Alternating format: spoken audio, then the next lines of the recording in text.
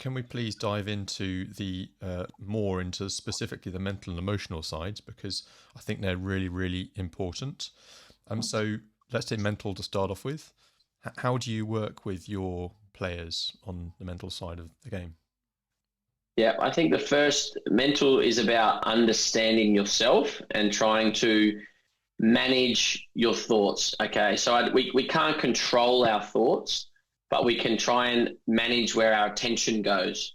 So our attention either can go on a negative story where it's I'm not good enough. And we all have that negative voice. We all have that voice that has self-doubt, and if we feed it, it grows.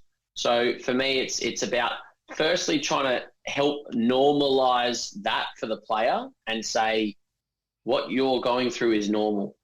You're not strange, you're not unique, you're not on your own, because I think young people often think that they're strange or weird and they'll never talk about it, but they're going through what everyone else is going through. So the first thing is to sort of normalize it and then try and help them create a routine that allows them to focus their attention on the present moment. So if we're talking about the contest, I like to sort of say to them 3 R's.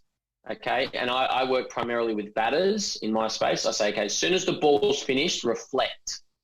Try and learn something, because if we go back to the tactical side of things, you have to understand what the bowler's trying to do, what the wicket's doing, what the field positions are and how they're trying to get you out, what the run rate is. And so you have to reflect on what's just happened and then use that information to sort of tweak or adapt your game plan.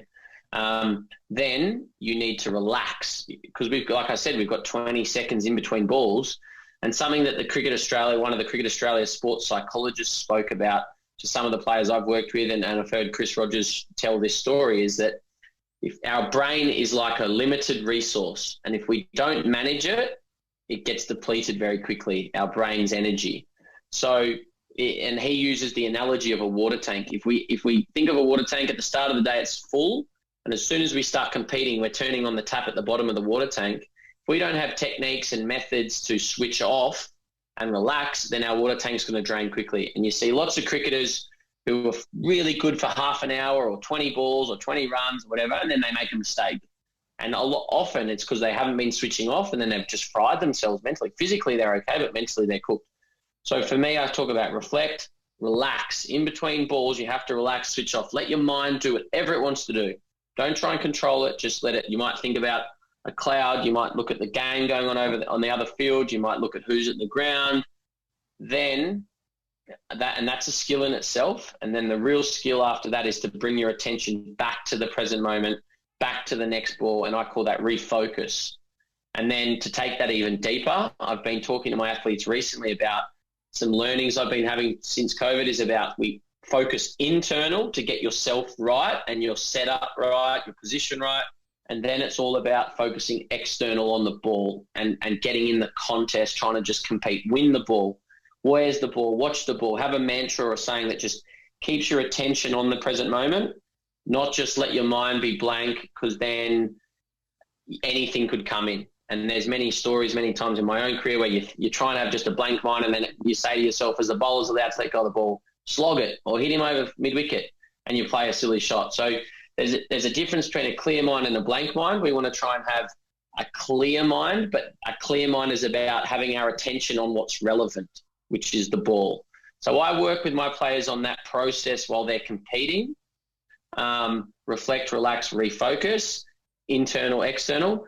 And then a lot of it is about, on top of that, is about being kind to themselves. We're chasing excellence, not perfection. There's no such thing as perfection, so don't beat yourself up if you get it wrong. Try and be curious rather than judgmental. A lot of young players hit a good one, they're like, oh, well, that was good, whatever.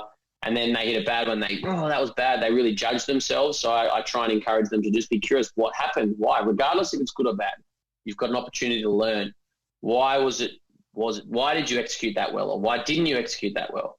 So then it's, I often as well talk about in the week or the days leading up to a game, really trying to have positive self-talk, positive stories, and reaffirm positive affirmations or paragraph sentences, anything that makes you feel more calm and confident, relaxed, rather than letting your attention go to negative, and then you feel tense, anxious, worried, stressed, and that's not when you're going to perform your best. So there's a few things I work on with them, both in the competition zone, but also on a day-to-day lifestyle basis in terms of mental. And then, like I said, I think mental and emotional is very connected. And for me personally, I'm thought-led. So if I have a thought, my emotion is then triggered. So if I think about something scary or worrying, I'll get like maybe sweaty palms or a bit of sickness in my stomach.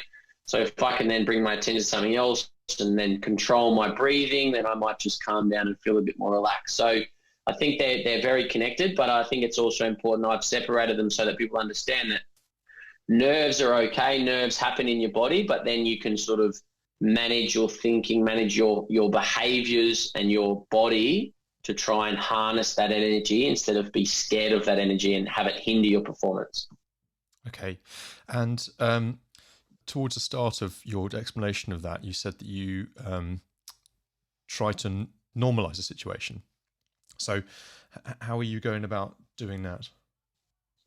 Just telling them that what they're going through, everyone goes through, and that like sharing stories and like saying, oh, you get nervous? LeBron James, he gets nervous. He gets anxious before a big game. Like it's normal. It's okay. And then I might like try and find some content or articles or speak to not just it's me that's saying that, but actually show them like and say things like, oh yeah, like you're feeling nervous for you about that's cool. You might get a duck. Who cares? If you're at Scollay, Steve Smith, and I mentioned the best players, they all get ducks. Everyone fails. Everyone struggles.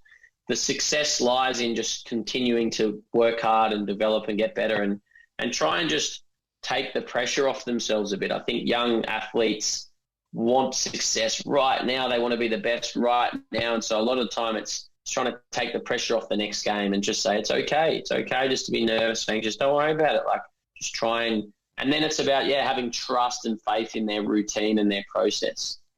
I think you might need to explain to a coach listening who doesn't know anything about cricket what a duck is. Out for no runs. It's not an ideal thing in the cricket world. It's classed as a failure, but anyone who plays or knows the game well, you know it's part and parcel of being a batter.